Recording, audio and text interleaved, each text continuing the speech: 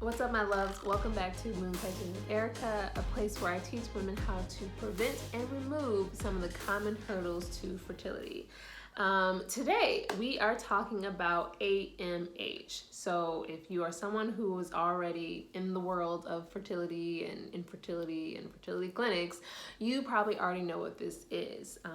But if you are new to this world or you're just starting your journey and trying to make sure you're on the right track, let me clue you in. So AMH stands for anti-Mullerian hormone. And this hormone stays pretty steady throughout our cycle, unlike other hormones like LH, FSH, estrogen, progesterone. These hormones have a up and down rhythm depending on what stage of our cycle we're in. But again, AMH stays pretty steady.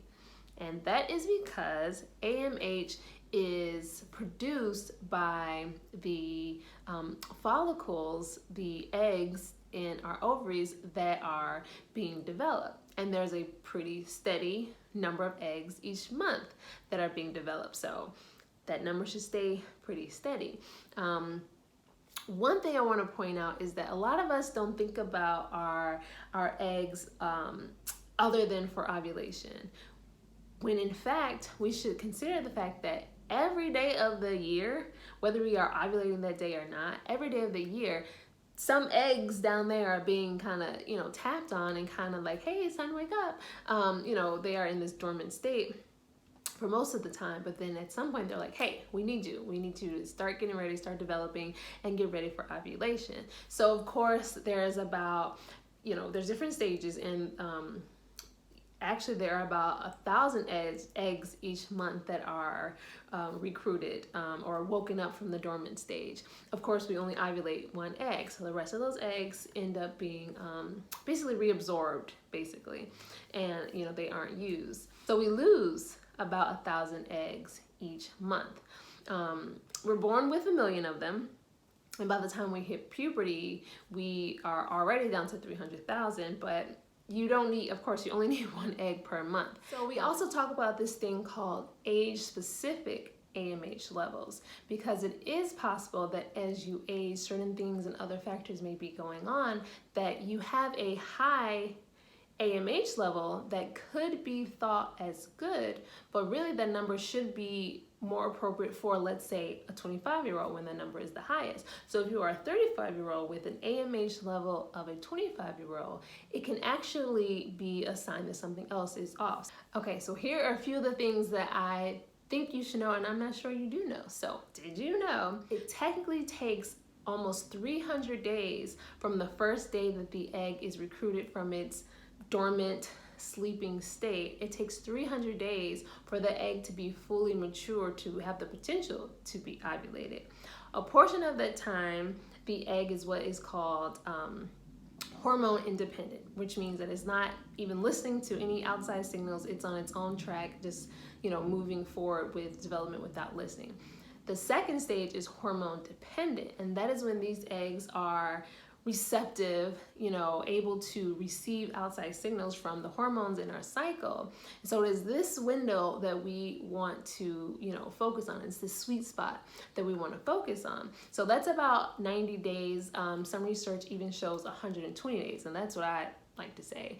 If you're going to give me another month to work on my egg health, let me do the 120 days. So about 120 days that your egg is receptive to its environment, good or bad. So you have a window of 120 days basically to improve your AMH levels, to improve your egg health, to improve the size of the pool of eggs that are being groomed for ovulation. So this is kind of where I want to encourage women to focus on. This is a way to actively participate in protecting and promoting healthy fertility. So even when we are in menopause, it's not that we use every single egg that we have.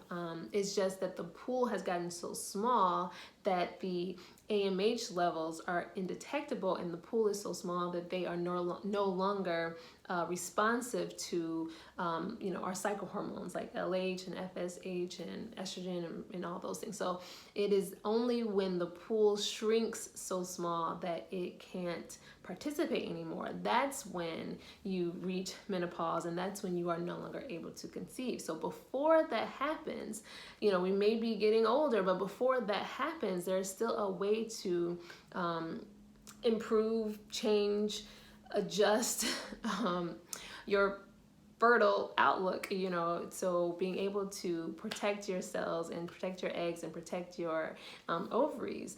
These are all ways that you can protect your reproductive health and find natural ways to be able to conceive naturally. Or if you are doing assisted methods, there are ways to naturally increase the number of eggs that are viable each cycle that can be retrieved. So a lot of fertility clinics actually have their own cocktail, and one of the known supplements on there is CoQ10. And if you have been around here a while, you may have heard me talk about this already, but this is just one of many supplements. But this is a common supplement that is used to basically energize the eggs and basically increase the number of eggs that are awake and viable and able to move through the stages of development to be ready for ovulation. So the main takeaway that I'm hoping everyone is getting out of this is that yes, AMH levels will and should decrease with age, but appropriately. So for women who have lower than appropriate AMH levels, there is a way to protect the eggs each month and to make sure that the ones that are being stimulated are being able to be receptive to the cycle hormones that tell it to develop and move on to the next stage. So by protecting our bodies from unnecessary, unwarranted, above normal levels of toxins in our daily environment, in our daily habits, by protecting our bodies from that, that's just one way that we can participate in protecting our fertility. Our fertility is not this static thing. It is actually very dynamic, and it's not just set in stone, So for someone to be turned away, oh, your AMH levels are too low, sorry, there's nothing to do about it. That's not always the picture 100%. I'm of course speaking in general terms, but for some women, that is not the end-all be-all.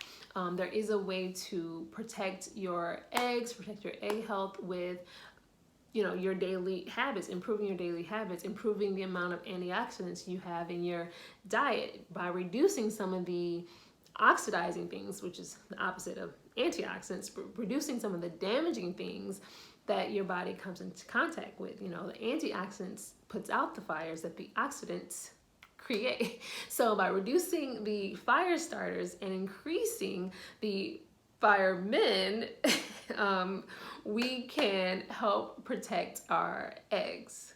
That's all that I have. So I probably could have talked a lot longer about this, but I did write a blog post about this if you're someone who wanted to kind of read more about this. And I have other videos. I have one on the fertility diet. I have one on inflammation, how that is affecting your fertility. I also have one on cosmetics and other toxins that could be affecting your fertility. So be sure to subscribe to my channel if you want to keep watching and keep learning more about ways to protect your fertility, and stay tuned for the next episode. Thank you so much for watching.